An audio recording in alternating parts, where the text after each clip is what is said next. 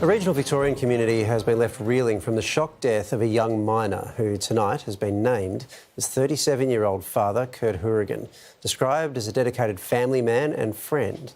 Now, some are questioning whether Kurt's death could have been avoided. Tragedy in Victoria's Goldfield region. Today, our hearts, our minds, our condolences, our best wishes go out to the family. 30 men working at the Ballarat gold mine yesterday afternoon were caught in a rock collapse 3 kilometres from the mine's entrance, trapping them 500 metres underground. While 28 miners were able to make it to a safety pod, 2 others were pinned by fallen rocks, rescuers racing to save them. Having to temper the emotional desire to rush in and get them out with the intellectual realisation that at any moment there might be a further collapse. One of them, a 21-year-old, is fighting for his life after being airlifted to hospital with severe lower body injuries around 8:30 last night. He was in a critical and life-threatening position at that point. His 37-year-old colleague, Kurt Hourigan, was tragically found dead early this morning. The remaining patient that rescue teams were working to access was located, and he was located deceased. Now questions are being raised about the mine's safety practices and its troubled history. This is absolutely devastating, yes. But it's even more devastating because this should have been avoided.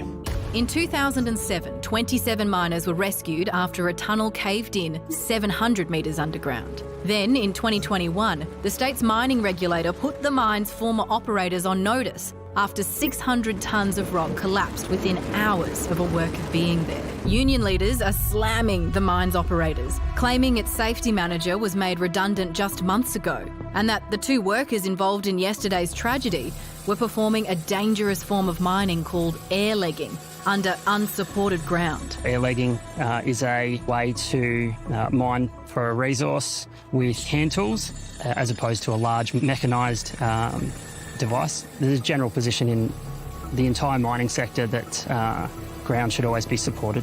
So was this tragic accident preventable? And could more miners be at risk?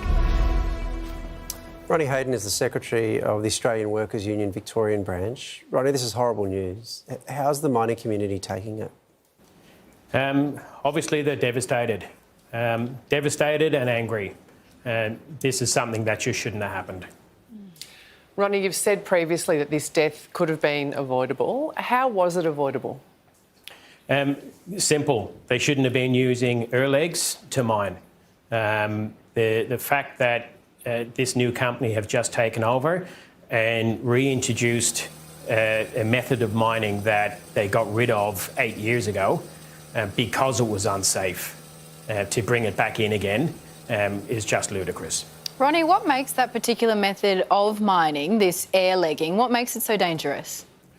Well, if you imagine, mostly mining nowadays is done using big machinery where the workers, the miners, are well back away from the face and from any unsupported ground.